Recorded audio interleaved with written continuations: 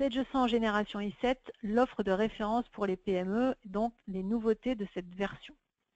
Alors, découvrons ensemble l'ordre du jour. Très rapidement, cet ordre du jour se découpe de la façon suivante. Apsis Cyborg et Sage en quelques chiffres. Ensuite, un focus sur quelques aspects légaux, quelques rappels pour s'en débarrasser, si j'ose dire. Ensuite, nous ferons un focus dans Sage 100 génération i7, les nouveautés de la version. À la fois, vous allez le voir, plus de modernité, plus de productivité, plus de profondeur fonctionnelle et des différents métiers. Et surtout, quelles sont les nouveautés de Sage 100 génération i7 depuis les versions 16. Et puis, comme je vous le disais à l'instant, une séance de questions-réponses pour ceux d'entre vous qui auraient encore des sujets à creuser. Allons-y tout de suite. Alors, Apsis Cyborg, qui nous sommes? Apsis Cyborg, nous sommes éditeurs et intégrateurs de solutions de gestion depuis plus de 25 ans maintenant, bientôt 30, nous fêterons nos 30 ans l'année prochaine. Et Apsis Cyborg a réalisé sur l'année 2015 un peu plus de 47 millions d'euros de chiffre d'affaires. Apsis Cyborg, ce sont 365 collaborateurs qui sont répartis dans 13 agences organisées donc en direction régionale, et nous avons la chance de compter 3300 clients en contrat. Donc 3300 clients dont vous faites partie, qui nous font confiance et qui sont donc en contrat chez Apsis Cyborg. Notre métier s'oriente et s'organise autour de 3 axes. Vous conseiller dans le choix des différentes solutions qu'on peut vous proposer au regard de vos contraintes, de vos spécificités, de l'expression de besoin qui est la vôtre, ou même d'un cahier des charges, bien sûr. Ensuite, bien sûr, déployer cette solution. Donc, déployer cette solution chez vous, avec vos équipes, avec nos équipes, donc conjointement, et puis vous accompagner tout au long de la vie de cette solution et éventuellement vous accompagner à faire évoluer la solution que vous aviez initialement choisie, qui peut grandir et évoluer, bien entendu, avec votre entreprise. Nous avons 2 partenaires privilégiés, Microsoft, Sage, mais nous travaillons aussi avec d'autres éditeurs sur des alliances qu'on appelle technologiques et qui complètent donc les offres de ces éditeurs qu'on va qualifier de principaux. Aujourd'hui, effectivement, nous faisons un focus tout particulier sur la partie Sage. Alors, Sage, justement, Sage et Apsis Cyborg, c'est plus de 25 ans de partenariat. 25 ans de collaboration. Nous avons chez Sage le plus haut niveau de certification, ce qui signifie donc que nos collaborateurs sont 100% certifiés. Aussi bien les interlocuteurs commerciaux que les interlocuteurs techniques sont certifiés auprès de l'éditeur. C'est un gage pour vous que chacun des interlocuteurs que vous avez au quotidien ont vraiment été accrédités par l'éditeur Sage pour pouvoir intervenir chez vous. Nous avons donc le plus haut niveau de certification chez Sage puisque nous sommes centre de compétences, ce qui signifie que ce sont les collaborateurs Apsis Cyborg qui assurent la maintenance, le support de ces solutions. Donc voilà très rapidement en quelques chiffres ce que je pouvais vous dire, et passons maintenant à cette partie Sage 100 plus précisément. Alors, très rapidement, un focus sur du légal et quelques petits éléments de rappel autour de la TVA, du CEPA et du contrôle des comptabilités informatisées. Alors, la TVA, ça date d'octobre 2014, ça commence à dater un peu, vous allez me dire, mais en tout cas, vous le savez, vous avez depuis cette date l'obligation de déclarer de façon dématérialisée. Donc, déclarer de façon dématérialisée, ça veut dire soit génération d'un fichier que vous allez déposer sur le site qui convient, soit ça veut dire que vous êtes sur de l'EFI et c'est de la saisie en ligne.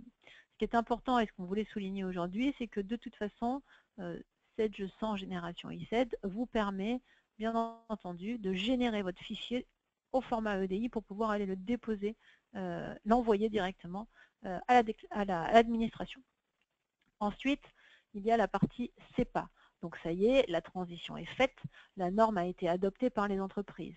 Attention toutefois, vous savez que dans la norme CEPA, on parle soit de IBIX-T pour transport tout seul, ou alors de IBIX-TS pour transport et signature. D'ici la fin de l'année, il est fort probable que l'ensemble de vos interlocuteurs bancaires vous adressent des courriers ou en tout cas s'adressent à vous pour vous signifier l'abandon des confirmations par fax des virements au profit de ce qu'on va appeler la signature électronique. Donc la signature électronique, ça veut dire que vous allez devoir signer électroniquement les virements que vous allez émettre. Donc signer électroniquement, ça va être soit directement avec votre solution moyen de paiement IBIX, rajouter ce qu'on va appeler une clé, un certificat supplémentaire. Donc ça, c'est une option que vous allez pouvoir souscrire dans moyen de paiement IBIX, donc pour passer en TS.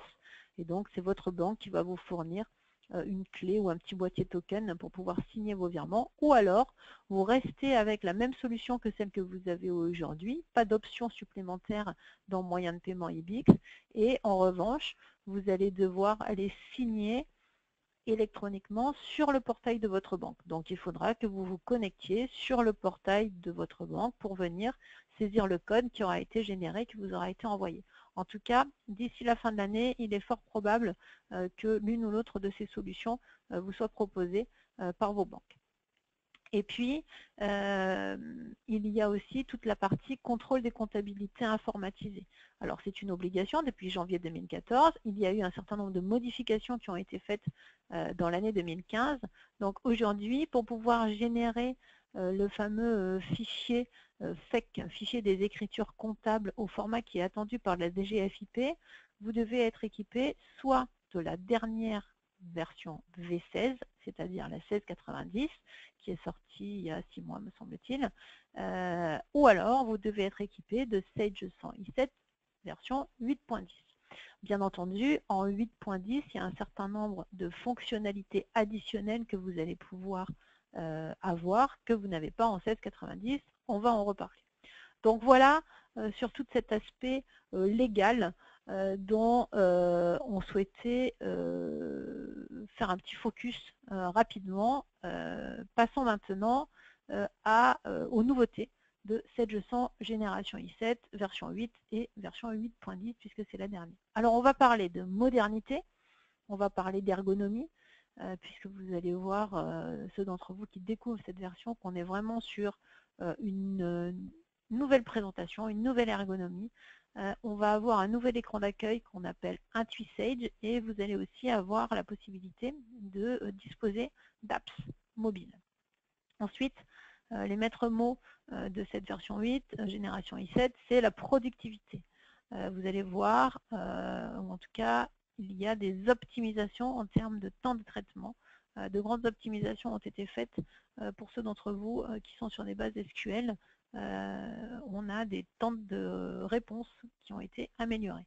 Et puis, plus de profondeur fonctionnelle et un focus sur la dématérialisation. On y passera quelques instants.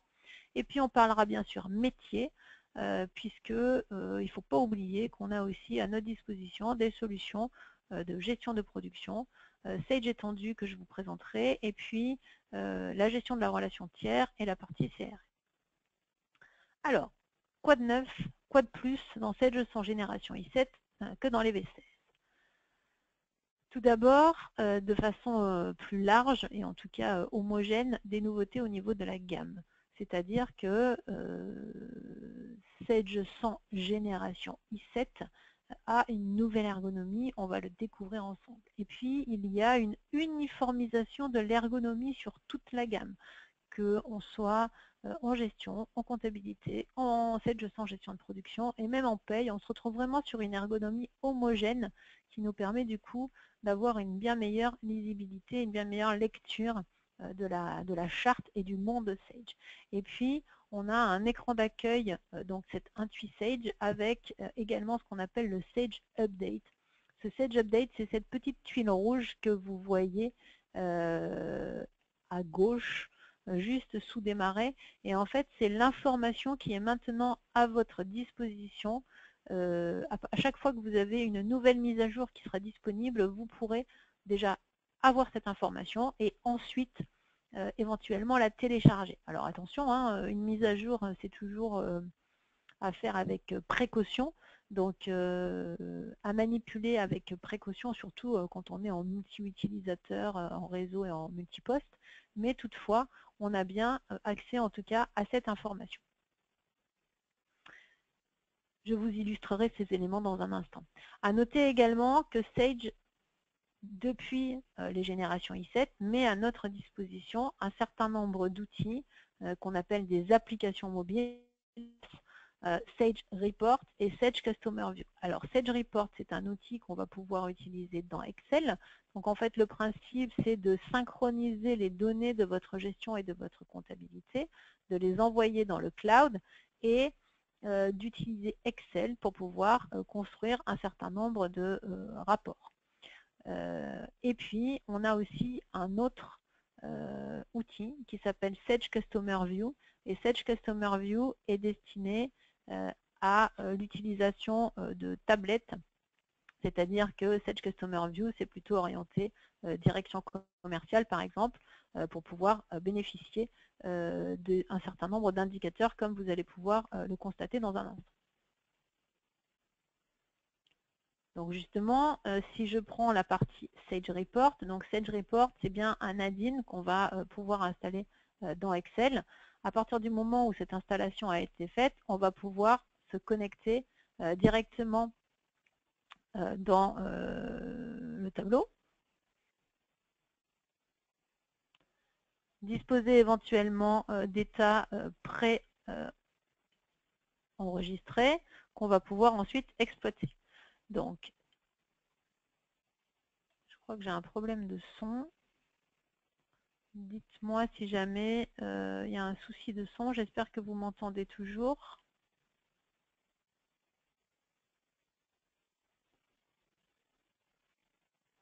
Donc, en tout cas, pour faire votre tableau, vous allez pouvoir, vous voyez, choisir un certain nombre d'indicateurs de façon très simple et très intuitive. Et donc, retrouver ici, par exemple, je veux faire un indicateur, je vais prendre certains documents seulement, je vais prendre mes bons de commande, ou en tout cas enlever les devis, et donc je vais rapatrier les informations directement dans Excel, et j'insère dans Excel la restitution. Alors, ce qui est important de bien comprendre, c'est qu'ensuite je vais exploiter les données dans Excel naturellement, donc je vais créer un graphique, et je vais pouvoir exploiter ces données-là.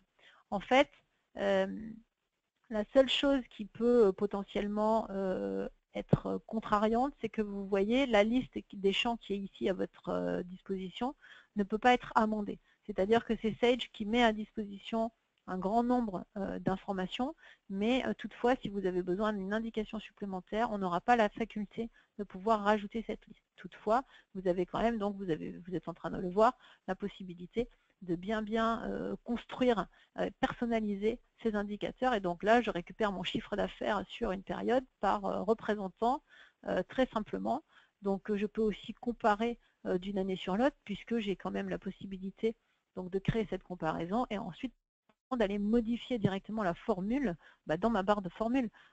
Donc la syntaxe, bien sûr, doit être prise en main. Toutefois, donc là, j'ai bien mon chiffre d'affaires par représentant. Donc voilà Sage Report, à quoi cette solution ressemble et quels peuvent être les bénéfices que vous allez en tirer. L'intérêt pour vous, c'est que les données sont donc rapatriées dans le cloud et vous allez pouvoir exploiter votre tableau Excel en mode connecté et déconnecté. C'est-à-dire que vous allez avoir l'information disponible tout le temps. Oups. Oula. Alors, les joies du direct. Mon PowerPoint vient de sauter, qu'à cela ne tienne.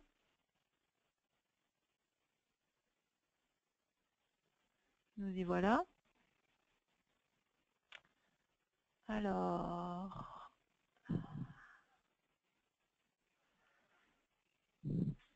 ok, on est bien. Du coup, je vais passer en accéléré, pardon, ces éléments-là. Ok, désolé. Alors, Sage Customer View. Sage Customer View, c'est l'autre apps qui est disponible avec cette génération i7. Donc en fait, le produit s'appelle Sage 100 génération i7 et après on a version 7, 8 et 9 à la rentrée. Donc Sage Customer View, c'est un outil qui est destiné plutôt aux populations commerciales, peut-être aux directeurs commerciaux, et qui va me permettre d'avoir, à partir d'un outil plutôt tactile, vous voyez un certain nombre d'indicateurs et de graphes. Et donc je vais pouvoir très simplement retrouver, consulter les informations concernant ce qui a été réalisé dans mon application. Donc je vais avoir par exemple un palmarès produit, mon chiffre d'affaires par produit, mais mon chiffre d'affaires par client, mon chiffre d'affaires par un certain nombre de critères que je vais pouvoir utiliser. Je vais pouvoir très rapidement, vous avez vu, j'ai récupéré un client. Maintenant, j'accède à l'ensemble des éléments de ce client, ses informations, mais aussi l'ensemble de ses documents, et je peux tout de suite zoomer sur un bon de commande en particulier, par exemple. Donc, Sage Customer View, un outil très graphique et en même temps qui me permet de rentrer dans le détail des éléments qui ont été réalisés. Là encore, ça va fonctionner de façon connectée et déconnectée, puisque je vais me connecter sur mon application et en fait j'aurai des informations qui auront été à date de la dernière réactualisation. La fréquence de réactualisation, on va la programmer ou on peut éventuellement le lancer manuellement si on le souhaite. Donc voilà en termes de nouveautés sur la partie application. Après, Sage 100 génération i7, un certain nombre de nouveautés ont été implémentées. Alors si je fais un focus sur la partie comptabilité finance, dans Sage 100 génération i7, depuis DV16, on sait par exemple travailler sur les écritures de charges et produits constatés d'avance, donc les CCA et PCA. On fera un focus dans un instant, c'est pour ça que c'est en bleu. On a aussi un état, le rapport d'activité qui a été enrichi avec le détail des comptes. C'était quelque chose qui nous a été demandé depuis un certain temps et on a la possibilité maintenant d'afficher cette information. Également, dans moyens de paiement, on peut maintenant gérer et générer des virements Trésor public, à la CEPA bien entendu, et Banque de France. Donc des formats qui n'étaient pas disponibles sur les versions précédentes. Sur les états comptables et fiscaux, qui font aussi partie de la gamme, on a des alertes métiers, c'est-à-dire qu'on va avoir la possibilité, avec des couleurs d'affichage particulières, de pouvoir mieux visualiser les montants qui ont été saisis sur les rubriques qui sont censées être valorisées. Donc bien pouvoir identifier éventuellement les corrections ou les saisies manuelles. Et donc, on a aussi un état de contrôle de toutes ces saisies manuelles qui est proposé, là encore, pour gagner en contrôle et en efficacité. Sur la partie comptabilité également, on peut maintenant importer les comptes bancaires et quand on importe les comptes bancaires, on a un calcul automatique de l'IBAN qui se fait. Ça fait partie des petites choses qui nous embêtaient jusque-là, donc ça a été rajouté sur Génération i7. Ensuite, sur la partie immobilisation également, on peut maintenant importer et exporter les données sur un format paramétrable. Là encore, ça nous permet de gagner du temps pour pouvoir traiter ces informations. Et puis, dans moyens de paiement, on a un mode assistant qui est étendu aux virements, aux prélèvements et aux virements internationaux, donc qui n'existait pas sur ces éléments-là.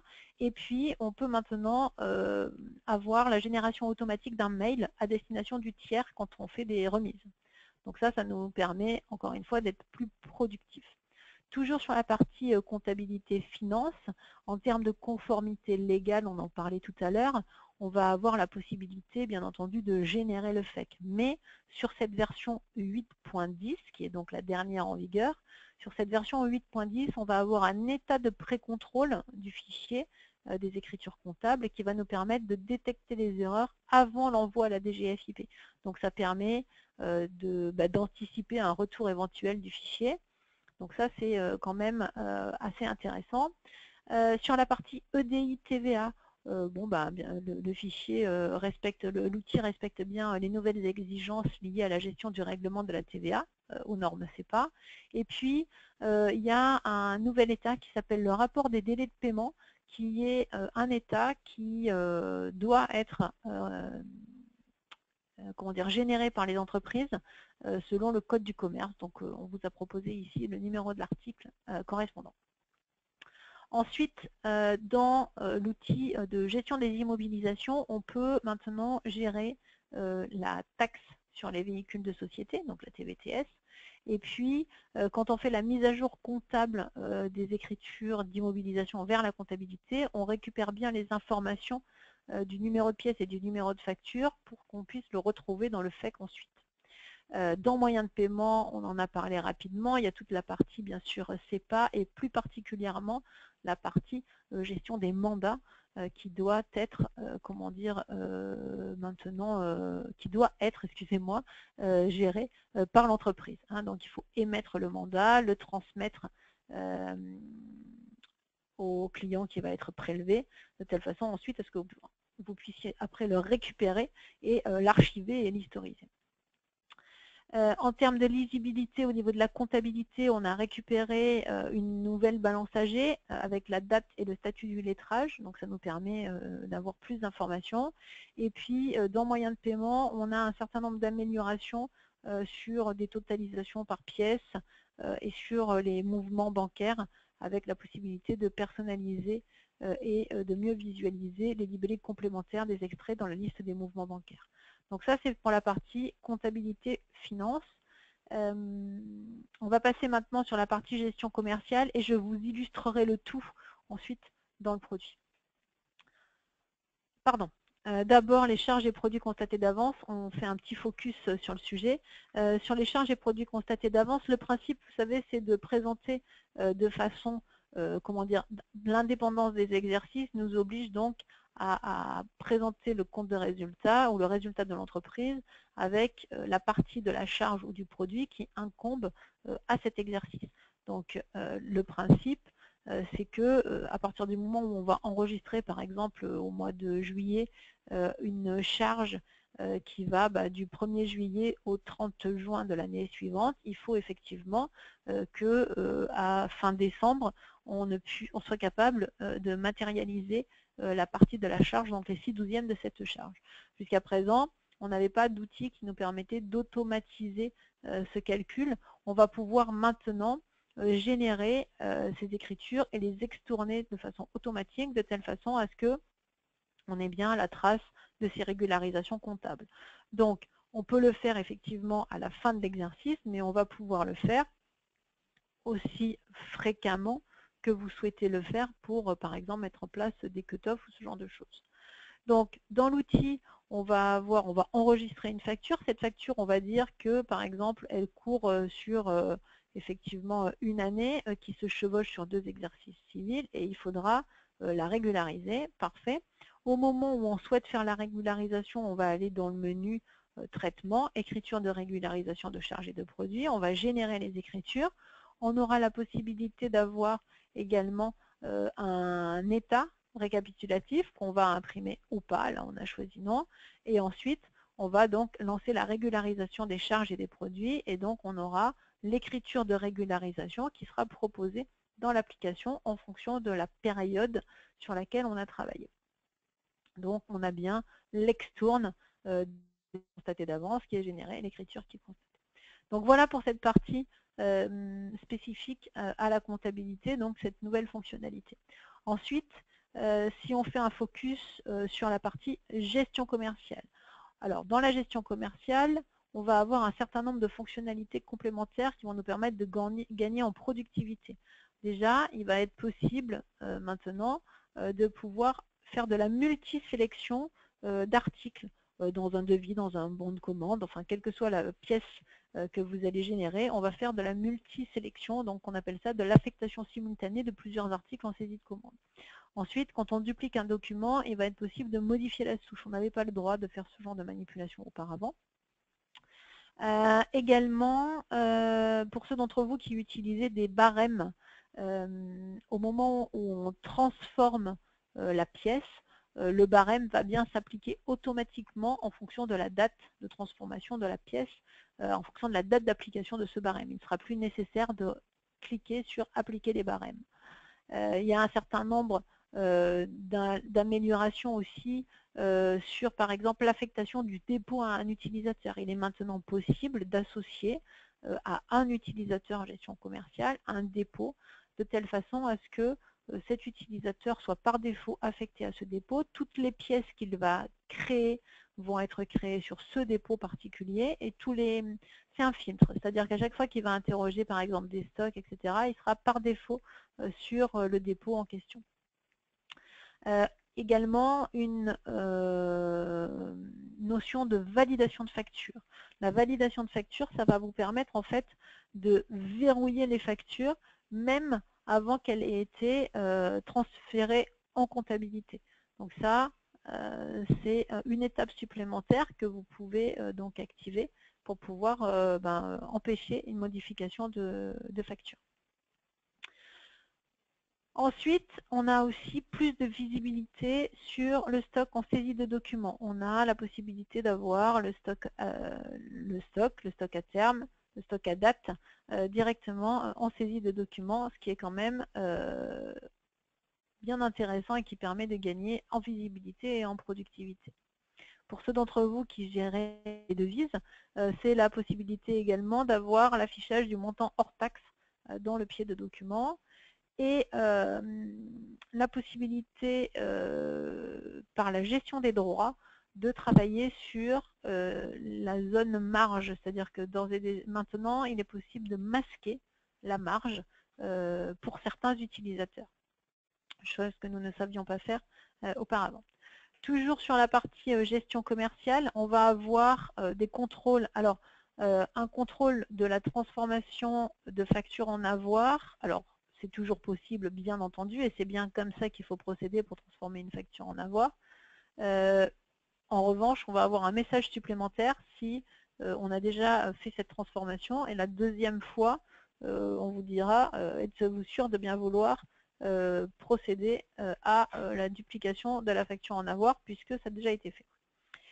On a des couleurs distinctes qui sont matérialisées pour les factures et pour les avoirs. Les avoirs sont en bleu, ça nous permet de gagner du temps et de gagner en visibilité également.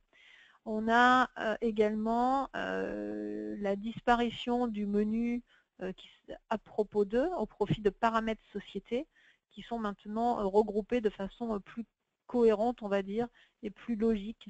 Et puis, on est surtout sur une homogénéisation de l'ergonomie et du coup une prise en main bien plus simple. On a la possibilité d'avoir un bouton action qu'on va pouvoir personnaliser pour pouvoir directement en saisie de pièces gagner du temps encore sur un certain nombre d'interrogations. Et puis on va pouvoir avoir un historique commercial du devis jusqu'à la facture.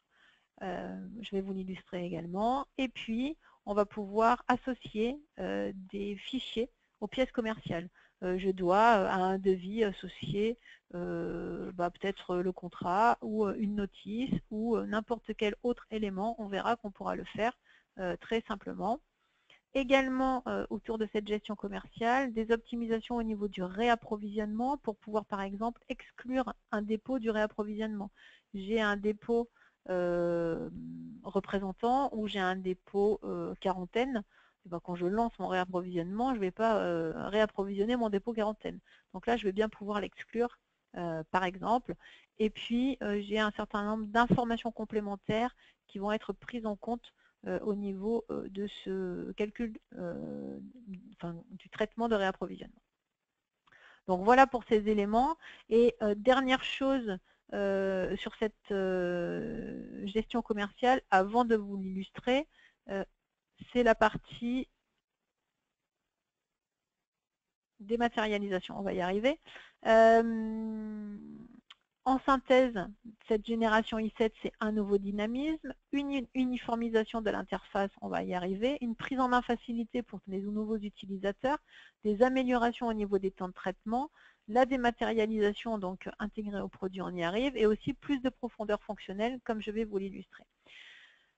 On a également de grandes optimisations qui ont été faites autour de Sage 100 gestion de production, Sage 100 CRM et Sage étendu. Alors je ne pourrais pas vous présenter l'intégralité de ces éléments, mais dans un instant, on repassera sur la partie étendue et j'illustrerai cette solution. Sur la partie dématérialisation, le principe, vous le savez, chez Sage déjà, la dématérialisation existe depuis un moment sur la partie fiscale, avec les états comptables et fiscaux, sur la partie bancaire, avec, on en vient d'en parler, la dématérialisation des relevés de banque, des virements tout ce genre d'échanges avec les banques fonctionne depuis un bon moment déjà. Également la partie EDI sociale avec toute la partie de paye, la DAS, la DSN, les différentes déclarations du CURSSAF en cours de remplacement par la DSN. Donc tout ça existe depuis un bon nombre d'années et fonctionne correctement, sans encombre. Et maintenant, on est sur la partie EDI commerciale. Vous savez que très progressivement, ou très vite, ça dépend de quel point de vue on se place, il va falloir s'orienter vers la dématérialisation des factures, puisque les organismes publics vont à terme n'accepter plus que des documents dématérialisés. Donc Sage vous propose directement dans la gestion commerciale d'utiliser la dématérialisation des factures et des bons de commande. L'intérêt pour vous, ça va être d'avoir des temps de traitement améliorés, mais également potentiellement une meilleure traçabilité, de réduire vos coûts et aussi d'améliorer vos temps de paiement. Le principe de ce que Sage vous propose, c'est de vous affranchir de l'émission, l'impression, la mise sous pli de vos factures à destination de vos clients. Donc si vous êtes la personne à gauche, l'entreprise, donc on a identifié ici comme étant le fournisseur, vous souhaitez vous affranchir de l'impression de vos factures. Donc avec le e-facture, qui est un service donc additionnel que vous allez souscrire, vous allez pouvoir générer votre facture comme vous le faites jusqu'à présent, et ensuite au lieu de l'imprimer, on va la transmettre. On va la transmettre à votre client. Alors cette facture, elle va être stockée dans une plateforme électronique, dans un coffre-fort électronique, avec un certificat, et elle va être historisée pendant 10 ans. Alors, selon que votre client est équipé ou sait traiter directement ce fichier XML, eh ben, il va intégrer dans son système ou pas la facture que vous avez émise. Toutefois, vous êtes donc affranchi de cette gestion-là. Et puis, pour les clients qui ne veulent pas entendre parler de dématérialisation, et ben, qu'à cela ne tienne, on a aussi la possibilité de passer par la rematérialisation de factures. Donc Sage vous propose, dans ce service e-facture, de pouvoir souscrire éventuellement la rematérialisation, et du coup, le client retrouvera sa facture dans sa boîte aux lettres, comme il souhaitait, mais vous aurez quand même déposé cette facture, transmis cette facture directement dans votre outil. Donc je vous propose d'arrêter les slides pour l'instant et de passer directement à l'illustration dans le produit. Alors, j'espère que c'est bien ce que vous voyez. Oui, ça a l'air d'être bon. Donc, voici ma gestion commerciale. Donc cette gestion commerciale, déjà, on est sur notre IntuiSage, sur notre écran d'accueil, et donc vous constatez cette nouvelle ergonomie. Alors toujours à gauche, ma barre de fonction que je peux masquer ou pas. Donc ça, c'est vraiment au choix de l'utilisateur, hein. Je peux faire afficher cette barre. En revanche, ici, on se retrouve sur l'IntuiSage avec un certain nombre de tuiles. Donc on est sur une ergonomie qui ressemble à l'ergonomie Windows 8, avec le guide de cet IntuiSage pour savoir comment l'utiliser, un certain nombre de tutoriels, les nouveautés de la version, le manuel de référence avec toute l'aide accessible, la base de connaissances de Sage, hein. Vous savez qu'à partir du moment où vous achetez un outil Sage, vous avez accès à la base de connaissances de Sage, et puis un certain nombre d'éléments complémentaires dans la bibliothèque Sage. Également, l'accès à vos favoris. Donc ces favoris, ben, c'est un moyen pour vous de rajouter et de personnaliser votre interface. Gestion des ventes, gestion des achats, gestion des stocks, c'est ce qui est proposé en standard. Et par exemple, moi j'ai créé mon bloc Emmanuel et des raccourcis pour venir mettre des outils annexes, donc d'autres programmes que j'utilise moi dans ma gestion commerciale. Et puis, à partir du moment où on est sur du SQL, alors SQL Express ou SQL Server, on a ce pavé indicateur qui nous permet directement dans l'application d'avoir, regardez, le chiffre d'affaires commercial. Alors, On est le 4 ou le 5 juillet.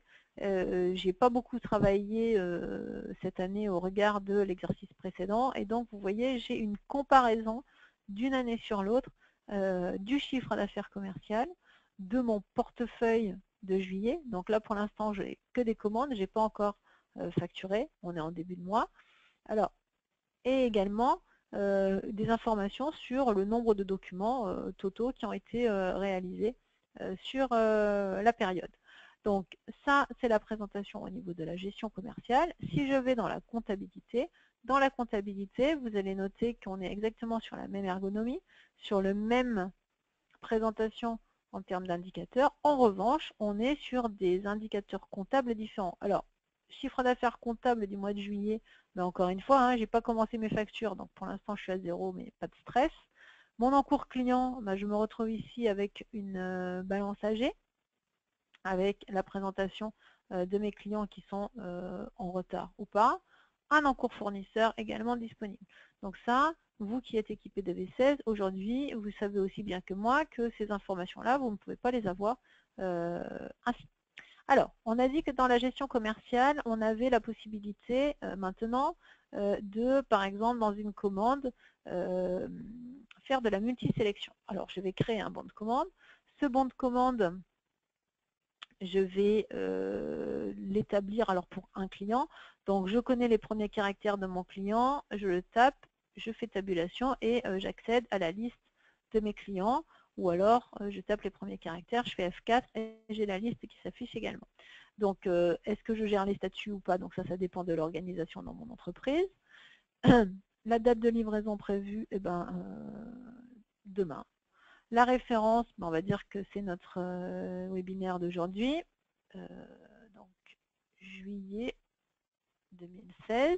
Est-ce que je gère les affaires? Si je gère les affaires et si j'ai rien de particulier de rattaché à ce client, je vais la renseigner. De la même façon, ce client n'est pas rattaché à un représentant en particulier. Et est-ce que j'ai des commentaires à réaliser? Donc je valide l'entête de la pièce. Une fois que j'ai validé l'entête de la pièce, je vais venir saisir mes références. Donc soit je connais le premier caractère, je fais F4, et je vous ai dit tout à l'heure que j'avais la possibilité de faire de la multisélection. Donc en fait, je vais venir dans les accessoires, et je vais prendre celui-ci, celui-ci, celui-ci. Donc j'ai fait de la multisélection, je fais OK. Et j'ai oublié quelque chose, donc je reviens là, mais j'aurais pu le faire en même temps. Je veux, dans les bijoux, prendre ça, ça, ça et ça. Alors, vous savez qu'on peut programmer des alertes en cas de rupture en stock. Est-ce que je commande bien, je saisis bien la commande de mon client malgré que je n'ai pas de produit en stock? Oui, oui, absolument. Et là, c'est des articles à gamme. Donc, je saisis les quantités en fonction des différentes gammes. Et là, c'est pareil, je n'ai pas de stock, mais est-ce que je veux quand même enregistrer la commande? Absolument. Okay. Donc, j'ai mes différents articles avec mes quantités. Alors, par défaut, il me propose une quantité, puisqu'on a fait de la multisélection. Donc, je vais maintenant venir compléter éventuellement et enrichir mon document. Donc voilà, on a dit qu'on n'en avait pas. Donc je complète mon document. Ce bon de commande, je vais avoir la possibilité, comme je le faisais jusqu'à présent, bien sûr, de travailler éventuellement sur l'échéance. Donc là, c'est par chèque comptant, ça me va très bien. Et je vais poursuivre mon traitement. Donc ce bon de commande, je vais le faire vivre. Donc ce bon de commande, je peux maintenant trier mes pièces, en tout cas mes lignes de mes documents dans tous les sens. Donc ce bon de commande qui est ici, je vais le transformer. Alors, nouveauté, le statut du document ne permet pas la transformation. Sur les versions précédentes, en fait, quand on faisait ce genre de manip et qu'on avait oublié de passer le statut à préparer, par exemple, eh ben, il ne se passait rien et on était un peu contrarié. C'était frustrant. Là, pour le coup, on a bien l'information. Donc, je ne vais pas faire de préparation de livraison, mais je vais faire un bon de livraison. Donc, bien entendu, je suis sur le chrono. À noter que maintenant, je peux directement imprimer le document ou ouvrir le nouveau document qui va être généré. C'est ce que je vais faire. Donc là, il va me proposer de générer le bon de livraison en fonction de ce que j'ai en stock. Je ne veux pas générer de commande fournisseur, mais par contre, je veux bien qu'il me transforme les éléments qui sont disponibles. Et donc, je suis tout de suite sur le bon de livraison. Ce bon de livraison, encore une fois, vous voyez que sur chacune des lignes, j'ai des informations complémentaires. Pour les articles suivis en stock, je vois les stocks qui sont disponibles. Donc la gravure, c'est de la prestation. Là, j'ai accès à mes informations en termes de stock réel, disponible à terme, stock mini, stock maxi. Et je peux transformer mon document en facture. Est-ce que je veux ouvrir ma facture ou pas? Pourquoi pas? Ok, je suis dans ma facture. Dans cette facture, j'ai accès ici à une information qui s'appelle transmettre. Pourquoi? Je vais vous le montrer dans un instant. Je peux faire ça par la bonne et simple raison que ce client en particulier, il a accepté la dématérialisation. Avant de faire ça, je vais mettre un document lié à ma facture. J'aurais pu le faire, bien entendu, au niveau du bon de commande. Ajouter. Donc, je vais chercher ici un document lié, un petit fichier TXT, par exemple. Voilà. Donc, j'ai mon document. Donc, je ferme ma facture une seconde pour vous montrer. Donc, ma facture qui est ici, vous voyez, elle n'est pas encore imprimée, elle est toujours en statut en comptabilisé, elle n'est pas dans mon coffre-fort électronique. Par contre, il y a bien un document lié. C'est comme ça que ça me permet de visualiser. Et cette facture, donc, elle est à transmettre. Donc, qu'à cela ne tienne, je vais transmettre cette facture. En fait, qu'est-ce que je fais en faisant ça? Bien entendu, elle est imprimée, PDFisée, et elle est transmise dans le coffre-fort électronique. Et cette facture, maintenant, dans ce coffre-fort électronique, administration de la société, donc directement dans ma gestion commerciale, je vais donc accéder à cette information de coffre-fort électronique et je vois que j'ai un certain nombre d'échanges. Donc la facture 1514, c'est bien celle-ci, 1524, pardon, c'est bien celle-ci, et donc elle attend que mon client me réponde et accepte mon invitation. Je suis en train de faire des tests, mais en tout cas, vous voyez, j'ai bien la trace de ce qui a été fait. Je peux visualiser cette facture dématérialisée. Je peux aussi visualiser tout ce qui a été, toutes les étapes de contrôle. Donc, je peux revoir la facture ici. Je peux la voir par ce biais également.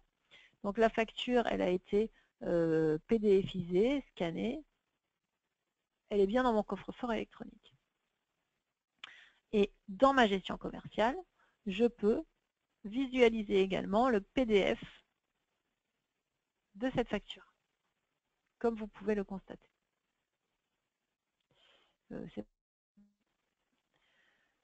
Donc voilà cette partie gestion commerciale. Donc, à noter également que cette facture, je peux avoir un historique. Alors, j'ai fait un bon de commande que j'ai transformé en bon de livraison, qui a été transformé en facture. Si j'avais commencé par le devis, j'aurais également la trace au niveau du devis. Et si ce bon de commande avait été, avait fait l'objet de plusieurs bons de livraison pour après une seule facture, ben, j'aurais toute la trace et toute l'histoire qui s'est passée. Et quand je clique sur le petit icône, j'ai le détail et la trace, donc bon de commande, BC, facture, FA, et je récupère bien toutes mes informations. Donc voilà le flux au niveau de ma gestion commerciale, mes commandes, mes bons de livraison, mes factures, la partie dématérialisation qui est associée directement dans mon outil et qui me permet de gagner du temps. Avec la multisélection, mes nouveaux indicateurs qui sont disponibles.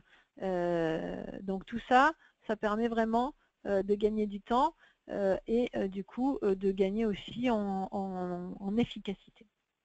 Je vais comptabiliser mes factures.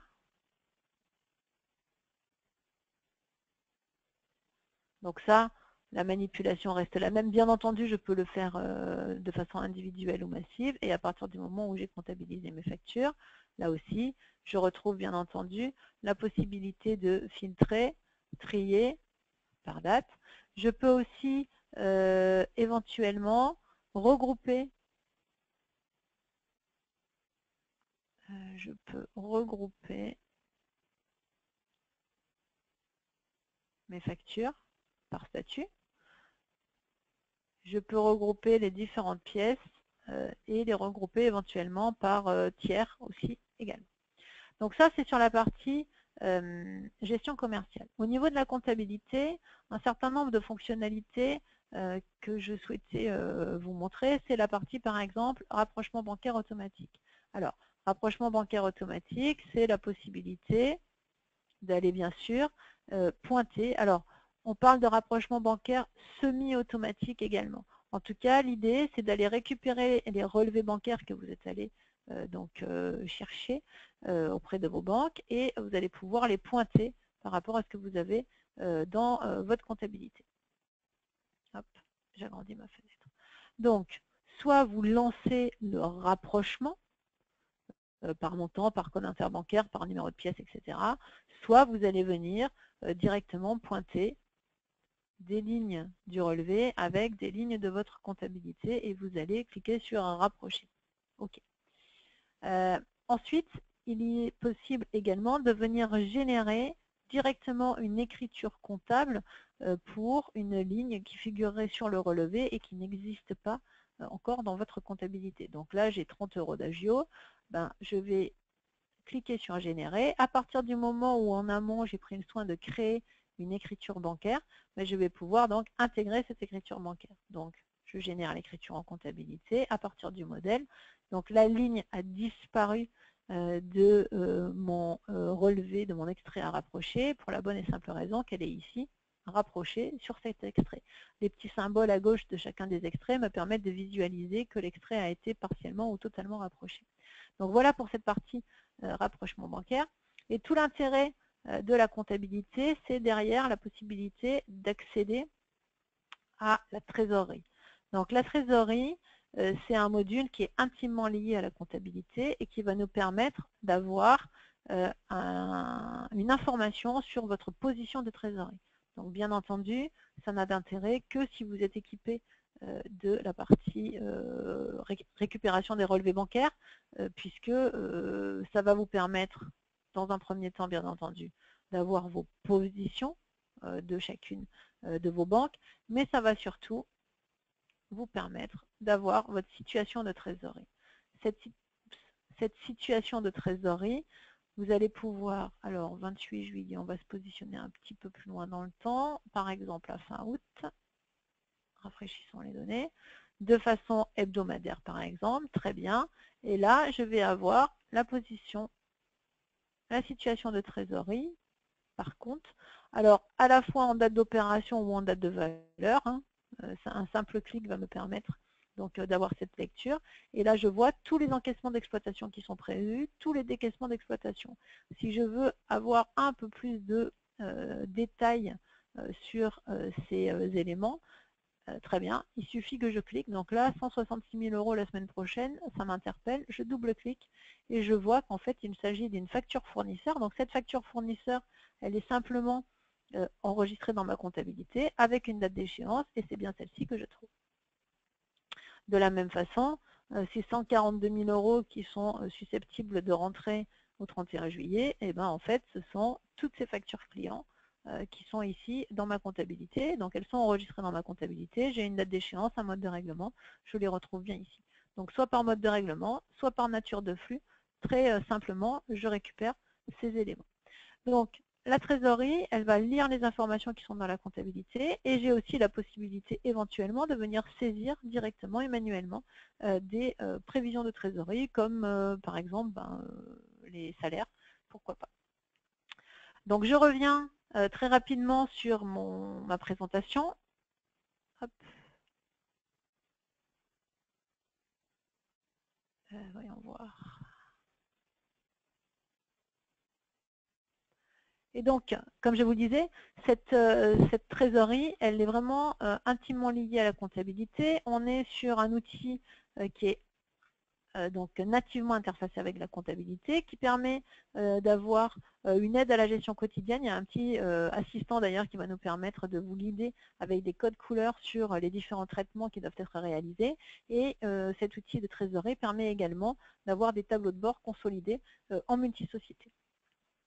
Pour poursuivre sur cette génération i7 version 8, on a dit aussi qu'il y avait plus de profondeur fonctionnelle et plus de fonctionnalités sur différents aspects métiers.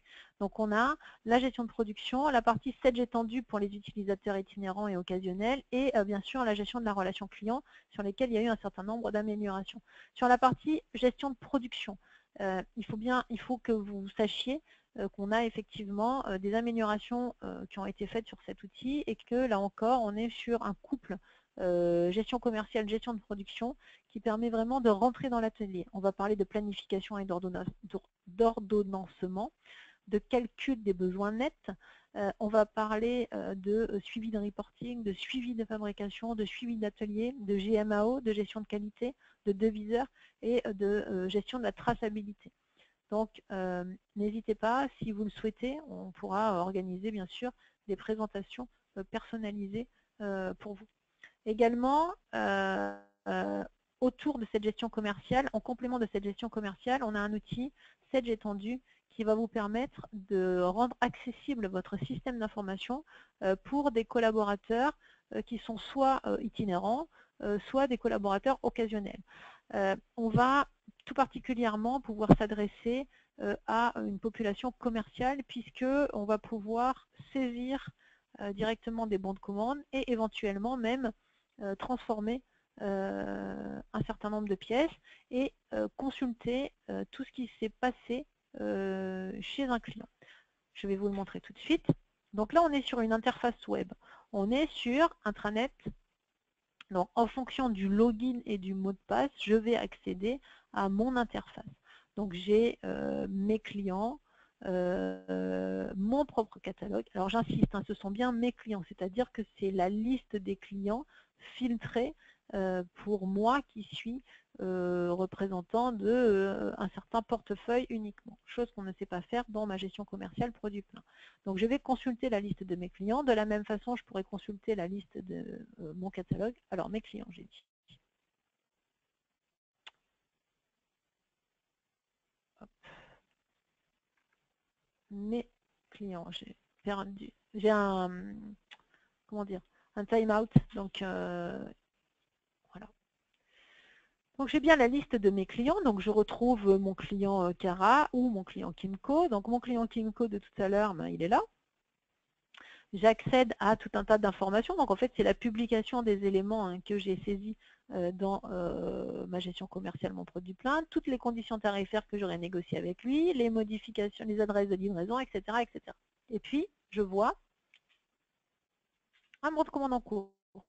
Donc, on se projette, hein, je suis soit chez le client avec une connexion sécurisée, hein, puisque sinon on est sur un intranet, donc c'est à l'intérieur de l'entreprise, mais si je mets en place une connexion sécurisée, je vais pouvoir de chez le client accéder à ma propre interface et donc visualiser le fait que le client, ben, il a 2 règlements en retard, d'accord, et ce qui va peut-être me permettre de lui expliquer que je vais bien pouvoir saisir un nouveau bon de commande pour lui, mais que tant qu'il ne m'a pas réglé les 80 000 € qu'il me doit, ça va être compliqué pour moi d'expliquer ça à ma compta.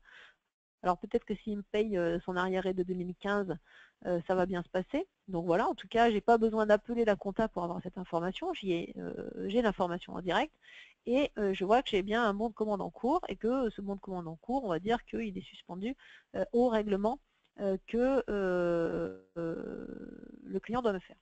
Ce que je peux aussi, c'est venir directement saisir un bon de commande. Donc je vais pouvoir saisir un devis ou un document interne. Donc là, par exemple, je saisis un devis pour semaine prochaine. Alors si je gère les affaires par défaut, je pourrais avoir cette information. Ce n'est pas le cas chez ce client. Donc je passe à l'étape suivante, ben, encore une fois, hein, les premiers caractères, si je connais les références, sinon j'ai ma petite loupe. Je saisis ma quantité, je fais ajouter. Vous notez que l'interface est encore plus intuitive que sur le produit plein. Donc le prix qui est proposé et celui qui a été référencé dans ma fiche. Si dans les conditions tarifaires avec ce client, on a une remise qui est proposée, ben, elle remontera automatiquement. Là, ce n'est pas le cas. Si je suis habilitée à le faire, je vais avoir la possibilité de mettre une remise. Ça dépend bien sûr des droits qui sont les miens. Et puis vous voyez, on est guidé. Donc l'étape suivante, ça va être les informations relatives à la livraison de ce client. Donc par défaut, dans la fiche de ce client, c'est le mode d'expédition Cernam, mais là pour le coup, on va faire un TAT. Étape suivante, j'ai un récapitulatif de l'information avec les conditions de paiement qui sont celles qui sont dans la fiche de mon client. Si je suis habilité à le faire, je peux modifier ces conditions de paiement. Étape suivante, je visualise donc le récapitulatif des informations avec le détail des pièces qui composent mon devis et je clique sur terminer. Et du coup, ce devis, eh ben, je le retrouve tout de suite sans export, import, traitement particulier dans ma gestion commerciale. Mon devis numéro 15, il est bien ici. Voilà. Donc, j'étais en clientèle. L'entreprise a mis en place un réseau sécurisé. J'étais en clientèle. J'ai saisi mon devis. Mon devis se retrouve directement dans mon système. Et là, ben, il va être traité selon les processus internes habituels. Donc, vraiment, cette solution étendue va me permettre quand même de gagner du temps sur un certain nombre de traitements et de rendre accessibles des informations qui ne l'étaient pas jusqu'à présent en mobilité. Donc j'ai saisi un devis, je pourrais très bien saisir un bon de commande. Moi j'ai fait suivant, suivant, suivant pour éventuellement modifier l'adresse de livraison, les conditions de paiement, mais j'aurais pu faire ça encore plus simplement. Et donc je peux aussi consulter tous les documents qui concernent mes clients, tous les documents qui ont été réalisés. Je viens sur la pièce et j'ai le détail de ce que compose cette pièce. Et je peux aussi consulter en direct live les stocks. Je peux... Hop, voilà, excusez-moi. Donc je peux consulter les stocks directement sur les différents dépôts si j'ai plusieurs dépôts. Donc vraiment des informations complémentaires qui sont mises à disposition de mes collaborateurs, soit distants, soit occasionnels. Et enfin, décidément, ne pas oublier la partie CRM qui est donc intimement connectée à la gestion commerciale et qui va vous permettre de travailler sur vos contacts, vos plannings, vos campagnes marketing, mais également potentiellement un service après-vente, d'améliorer ou de mieux travailler votre relation client, de fidéliser vos clients, d'améliorer votre prospection, tout ça sur des interfaces très graphiques, éventuellement sur des apps, même au niveau téléphone, pour pouvoir donner des accès à vos forces commerciales. Donc en conclusion, Sage 100 génération i7 version 8 et en synthèse, vous l'avez vu, c'est plus de modernité avec une nouvelle ergonomie, l'écran d'accueil Intui Sage, des applications mobiles disponibles, donc les apps, une unité visuelle au niveau de la marque Sage, et puis également en termes de productivité, plus d'outils à votre disposition, plus de profondeur fonctionnelle en gestion, en comptabilité ou sur la partie comptabilité finance, des optimisations de fonctions qui existaient déjà, toute la partie dématérialisation qui a été enrichie et complétée, et puis si on est sur la partie plus de métiers, des outils complémentaires, périphériques, qui sont intimement liés à cette gestion commerciale, la gestion de production étendue et également le CRM.